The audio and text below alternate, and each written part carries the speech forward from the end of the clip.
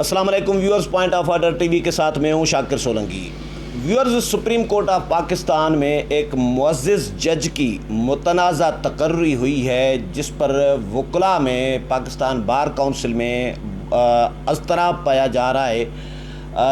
لوگ ڈسکس کر رہے ہیں کہ بھائی 4 جو معزز جج تھے جن کا حق بنتا تھا پروموٹ کرنے کا، ان کو بائی پاس کر کے 5ویں نمبر پر جو سینئر جج تھے ان کو سپریم کورٹ میں پروموٹ کر کے جج لگایا گیا ہے۔ چیف جسٹس آف پاکستان نے ریکمنڈیشن جو ہوتی ہے وہ ظاہر ہے کرنا تو سپریم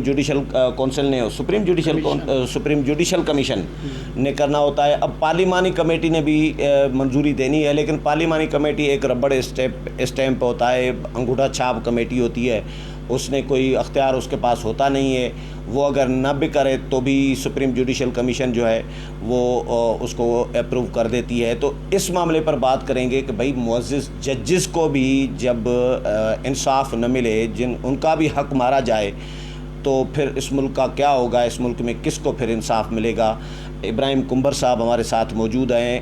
جو جج تعینات ہوئے ہیں، محمد علی مظہر نام ہے، سندھ ہائی کورٹ کے معزز جج تھے، اب ان کو پروموٹ کر کے سپریم کورٹ میں جج لگا دیا گیا ہے۔ سپریم جوڈیشل کمیشن نے منظوری دے دی ہے، لیکن وکلاء نے اس پر بار کونسل جو پاکستان بار کونسل ہے اس نے ہڑتال بھی کی ہے، ایک دن احتجاج بھی کیا ہے، ایک ریزرویشن وکلاء نے تو شو کی ہے، لیکن اس کے باوجود جو 4 ججز ہیں ان کا حق جو ہے ان کو نظر انداز کیا گیا، بائی پاس کیا گیا۔ ابراہیم کمبر صاحب ہمارے ساتھ موجود ہیں۔ ابراہیم کمبر صاحب سپریم کورٹ کور کرتے ہیں، اس معاملے کو، کیس کو بھی کور کرتے رہے ہیں۔ ابراہیم صاحب اپنا یوٹیوب چینل IKNN کے نام سے بھی چلاتے ہیں، سندھی میڈیا کے ساتھ وابستہ ہیں۔ ابراہیم صاحب ویلکم ٹو شو۔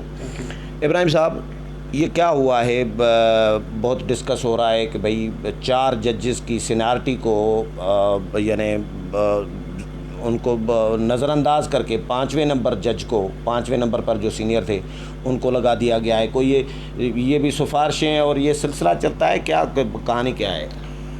جی بالکل شاکر صاحب، دیکھیں جب عدالتی اتنی انصاف سے سب سے بڑے ادارے اور پھر اس انصاف کے ادارے کے سربراہ اگر اس طرح کریں تو لوگ پھر یہی کہیں گے کہ جب ججوں کو اس ملک میں انصاف نہیں ملتا تو عام سائلین کو انصاف کیا ملے گا؟ قصہ کچھ مطلب یہ تو سیدھا جو چیف جسٹس گلزار صاحب نے کیا ہے، لیکن اس سے پہلے روایت ڈالی ثاقب نثار نے، وہ بھی سندھ ہائی کورٹ سے کوئی 5ویں 6 نمبر پہ جسٹس منیب اختر کو لے کے سپریم کورٹ میں آ گئے۔ افتخار چودھری کے دور میں نہیں تھا؟ اس میں بھی تھا، افتخار چودھری کے دور میں بھی تھا، لیکن یہ تھوڑا یہ اگر ہم دیکھتے ہیں نا تو یہ یار میں پارلیمانی کمیٹی کو جو میں آپ کو جو نام بتاتا ہوں، وہ افتخار چودھری والی کہانی الگ ہے۔ وہ تو انہوں نے جو بڑا وہ بنڈ مارا تھا اس میں، جو 18ویں ترمیم میں اپنی گائیڈ لائن دی تھی، وہ تو بڑا کیس ہے۔ لیکن جو ایلیویشن ہوتی ہے ہائی کورٹ سے، تو یہ ایک سینیارٹی کا اصول طے ہوا ہے، کچھ روایات ہوتی ہیں، اور اس کے علاوہ خود سپریم کورٹ کا فیصلہ موجود ہے۔ الجہاد ٹرسٹ کے نام سے سپریم کورٹ کا فیصلہ موجود ہے جس میں کہا گیا ہے کہ سینیارٹی کو بائی پاس نہیں کیا جا سکتا۔ یہ چیف جسٹس صاحبان، پہلے ثاقب نثار نے وہاں سے منیب اختر کو لا کے سپریم کورٹ میں بیٹھا، وہ بھی جونیئر تھا۔ پھر جسٹس کھوسا نے یہاں پہ وہ جس نے مشرف کی عدالت کو ہی ختم کر دیا تھا، جج نے، اس کو لا کے مظاہر اکبر نقوی کو سپریم کورٹ میں ایلیویٹ، وہ بھی جونیئر تھا۔ تو یہ تو خیر 2 3 نمبر والے جونیئر تھے، لیکن اس چیف جسٹس نے یہ کیا ہے کہ پورے کے پورے 4 ججوں کو، جن میں chief justice of Sindh high court بھی شامل ہیں، ان کو اگنور کر کے ایک ایسے بندے کو اب لایا گیا ہے جو 5ویں نمبر پہ ہے۔ اب لوگ سوال مختلف دیکھیں، جب آپ اتنے بڑے اور متنازع، جیسے آپ نے کہا نا، تو بالکل متنازع ہے نا۔ متنازع کس حوالے سے؟ Sindh high court bar association نے قرارداد منظور کی، سندھ بار کونسل نے قرارداد اس کے تقرری کے خلاف، سندھ بار کونسل نے احتجاج کیا، پاکستان بار کونسل نے ہڑتال اسٹرائک کی 2 مرتبہ کال دی چیف جسٹس کے خلاف۔ یہ پاکستان کے واحد چیف جسٹس ہیں جس کے خلاف پاکستان بار کونسل نے مسلسل 15 دن کے اندر 2 مرتبہ ہڑتال کی ہے، تاریخ میں نام لکھوا رہے ہیں، تاریخ میں۔ تو جب یہ چیزیں ہوں گی تو اس جج کو متنازع ہی کہا جائے گا نا، سیدھی سی بات ہے۔ اور پھر جوڈیشل کمیشن میں جو فروغ نسیم ایک جج سے لڑ رہے ہیں، یار آپ دیکھیں حالت، جسٹس قاضی فائز صاحب اچھا اس میں آپ کو بتا دوں کہ جن کو نظر انداز کیا گیا ہے وہ ان سے سینئر بھی ہیں، ان سے تجربے کار بھی ہیں. احمد علی شیخ chief justice of Sindh high court ہیں، ان کو چھوڑ دیا. ان کو اب پتہ نہیں زبانوں کی بنیاد پہ کرتے ہیں. کراچی لوگ تو کہہ رہے ہیں، لوگ تو ڈسکس کر رہے ہیں، لوگ یہی ڈسکس کر رہے ہیں کہ یہ کراچی کا ہے.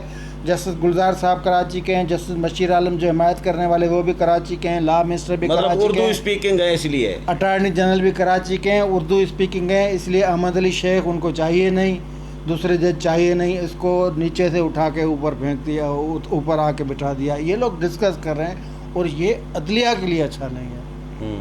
تو جسٹس احمد علی شیخ کو نظر انداز کیا. اس کے بعد جو سینئر جج تھے جسٹس سعادت صاحب، ان کو اپیلی جج ان کو نظر انداز کیا. جسٹس عقیل عباسی ان کا حق جب مارا جائے، اگر ہائی کورٹ کے ججز کو، اعلیٰ عدالتوں کے ججز کا، یہی کیس جسٹس وقار سیٹھ کا تھا. جب سپریم کورٹ تھے، جسٹس فیصل عرب صاحب ریٹائرڈ ہو رہے تھے، تو جسٹس وقار صاحب سینئر ترین چیف جسٹس تھے، ان کو نہیں لایا گیا، وہ کسی اور کو لے کے آگے.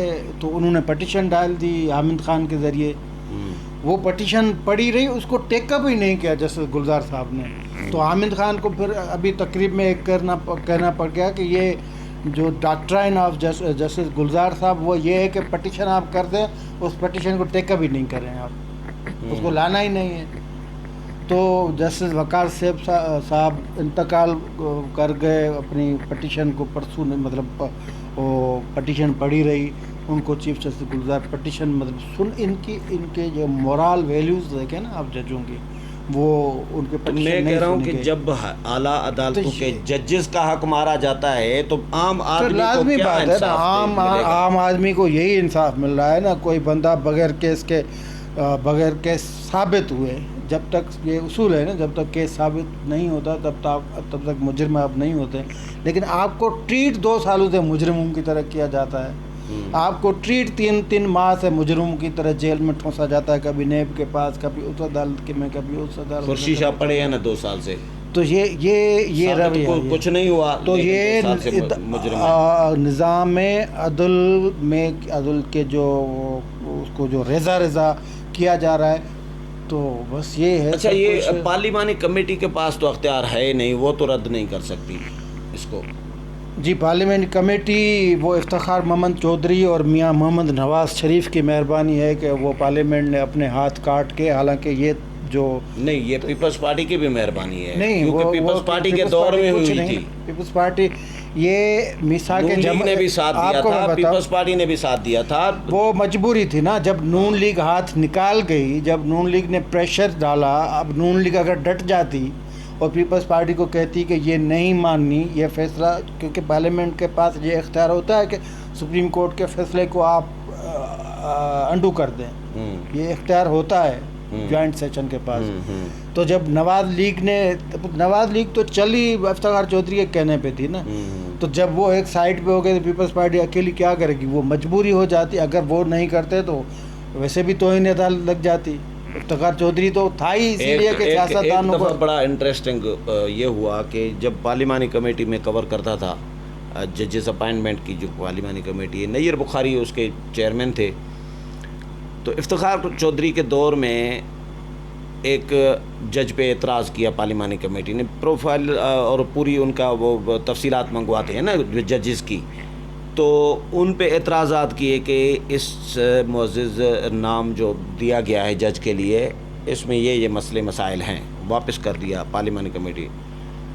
افتخار چودھری نے واپس منہ پہ مار دیا پارلیمانی کمیٹی کو کہ بھائی کرو، اور پارلیمانی کمیٹی دوبارہ بیٹھی. پارلیمانی کمیٹی نے وہ اسی طرح ہی کر کے دیا. اچھا، میں نے پھر سوال کیا نیر بخاری سے، میں نے کہا یہ جو آپ نے کام کیا، پہلے آپ نے ریجیکٹ کر کے بھیج دیا سپریم جوڈیشل کمیشن نے، یعنی افتخار چودھری نے، سپریم کورٹ کے چیف جسٹس نے آپ کو منہ پہ مار دیا. میں نے کہا اب آپ اسی نام کو منظور کر کے بھیج رہے ہیں مجبوراً، تو آپ کی کمیٹی کی انگوٹھا چھاپ کمیٹی کے علاوہ اس کو کیا کہیں؟ میں نے کہا قسم سے میں نے یہ سوال کیا۔ افتخار چودھری اتنا خطرناک بندہ تھا جس نے ساری کی جس کی نیت تھی ساری کی ساری 18ویں ترمیم اڑانے کی، جس نے گائیڈ لائن دی جس کی روشنی میں 19ویں ترمیم ہوئی، جو آئینی ترامیم کروا سکتا ہے پارلیمنٹ سے ایک بندہ ہو کر، تو وہ یہ پارلیمنٹری کمیٹی پہ اعتراضات وہ تو ردی کی ٹوکری میں وہیں پہ پھینک دے گا۔ وہ تو اتنا پارلیمنٹ اگر اسٹینڈ لیتی سیاسی جماعتیں جس طرح آپ نون لیگ پہ بات کر رہے ہیں، انہوں نے اسٹینڈ لیا نہیں، ایگزیکٹلی نہیں لیا، اور کئی معاملات میں نہیں لیا۔ وہ جو سی او ڈی تھا اس میں کانسٹیٹیوشنل کورٹ کی بات تھی نا، افتخار چودھری نے اس کی مخالفت کی، نون لیگ نے اس کی مخالفت کی، نہیں کرنے دی۔ کانسٹیٹیوشنل کورٹ اگر ہوتی تو یہ ساری چیزیں یہ سیاستدان یہ دھکے کھا رہے ہیں یہ نہیں کھاتے نا۔ نون لیگ نے نہیں کرنے دی، افتخار چودھری ناراض تھے، افتخار چودھری نہیں چاہتے تھے کہ وہ ہوتی ہے نا شراکت اقتدار یا اختیارات کے جو بندر بانٹ وہ چاہ رہے تھے کہ وہ سمجھ رہے تھے کہ میں تا حیات چیف جسٹس ہوں۔ کون؟ افتخار چودھری۔ وہ تو سمجھ رہے تھے چیف جسٹس بھی میں ہوں، صدر بھی میں ہوں، وزیر اعظم بھی میں ہوں، چیف ایگزیکٹو ہر چیز میں ہوں۔ F8 میں دھکے کھا رہا ہے، بس پٹیشنوں کے پیسے لے رہا ہے، بس یہ باہر جا کے وہ بے عزتیاں کروا رہا ہے اپنا۔ بہرحال تو پارلیمنٹری کمیٹی کی ویسے بھی کانسٹیٹیوشنل اس میں ابھی انہوں نے کوئی رولز چینج کیے ہیں کہ ججوں کو بلا کے انٹرویو کرتے ہیں، باقی یہ لکھا ہوا ہے کہ 14 دن میں اگر پارلیمنٹری کمیٹی کوئی فیصلہ نہیں کرتی تو جوڈیشل کمیشن۔ تو یہ جو جوڈیشل کمیشن بنوانے کا ایک جو مقصد تھا وہ بنیادی طور پہ بااختیار اس میں ہونی تھی، وہ پارلیمنٹری کمیٹی ہونی تھی، جس کو افتخار چودھری نے نہیں کرنے دیا، مسلم لیگ نواز نے نہیں کرنے دیا۔ اب پارلیمنٹری کمیٹی ہو یا نہ ہو، فرض کریں 14 دن اجلاس نہیں ہوتا تو اس کو یہی کو ختم کر دینا چاہیے۔ حقیقت یہ ہے پارلیمنٹری کمیٹی کے پاس ٹائم کا ضیاع ہے، ممبران کا ٹائم کا اور نہیں، یہ کمیشن کا بھی کوئی مطلب وہ نہیں ہے۔ کمیشن دیکھیں نا، پھر کون مقرر اب یار جو انیشیٹ کرتا ہے نام وہی مقرر کروا دیتا ہے نا۔ جسٹس محمد علی مظہر کا نام چیف جسٹس گلزار احمد صاحب نے انیشیٹ کیا، نامینیٹ انہوں نے کیا، وہ کروا گئے نا۔ 13 جولائی کو اجلاس تھا، پاکستان بار نے ہڑتال دی، اس اجلاس میں ڈیفر کر دیا گیا نام، اور سب خوش ہو گئے کہ پاکستان بار کی بلے بلے ہو گئی، وکلا جیت گئے، ہم نے بھی پروگرام کیے۔ لیکن اس کے 15 دن کے اندر اسی نام پہ دوبارہ اجلاس ہوا اور اس کی منظوری دے دی۔ جج ادھر آپس میں لڑ رہے تھے، پاکستان بار کونسل نے اندر مخالفت کر دی، سپریم کورٹ بار نے اندر مخالفت کر دی، جو 2 ججوں نے مخالفت کر دی، اس کے باوجود ایک ووٹ کی اکثریت سے جج چیف جسٹس نے اپنا فیصلہ منوا گئے۔ تو کہنے کا مقصد ہے کہ جوڈیشل کمیشن بھی کوئی معنی نہیں رکھتا، جو چیف جسٹس چاہتے ہیں وہی ہوتا ہے، اور اس کیس میں بھی وہی انیشیٹر ہے وہ کرا دیتا ہے، اور اسی طرح ہوا ہے۔ ثاقب نثار نے اپنا بندہ لایا، کروا گیا، کھوسا اپنا بندہ لے کے آیا، کروا گیا، گلزار صاحب اپنا بندہ لے کے آیا، کروا گیا۔ پنجاب میں کھوسا نہیں ہوتا، سندھ میں کھوسا ہوتا ہے، پنجاب میں کھوسو ہوتا ہے۔ آصف سعید کھوسا کہتے تھے اس کو۔ اچھا کھوسا، اچھا یہ بتائیں، کھوسا کہا یار میں نے۔ ہاں کھوسا ٹھیک ہے۔ اچھا یہ بتائیں، یہ جو bar councils, Pakistan bar council, Sindh bar council, یہ انہوں نے جو احتجاج کیا، یہ احتجاج کا کوئی کھڑتیل نہیں نکلا؟ یار جب دیکھیں یہ ایک لکیر ہوتی ہے، ایک لوگ کچھ اس طرف ہوتے ہیں، کچھ اچھی باتیں کرنے والے ہوتے ہیں، کچھ وہ ان کی نیت ٹھیک ہوتی ہے کہ یار آپ اپنے خود کو کیوں آپ اپنی بے توقیری کرواتے ہیں، اپنی تذییع کرواتے ہیں۔ میں الٹا کام کر رہا تھا، سندھ میں کھوسو ہوتا ہے واقعی، اور پنجاب میں کھوسا ہوتا ہے نا۔ تو میں صحیح تھا نا؟ ہاں ٹھیک ہے، جس طرح سندھ میں بھٹو ہوتا ہے ادھر بھٹا ہوتا ہے۔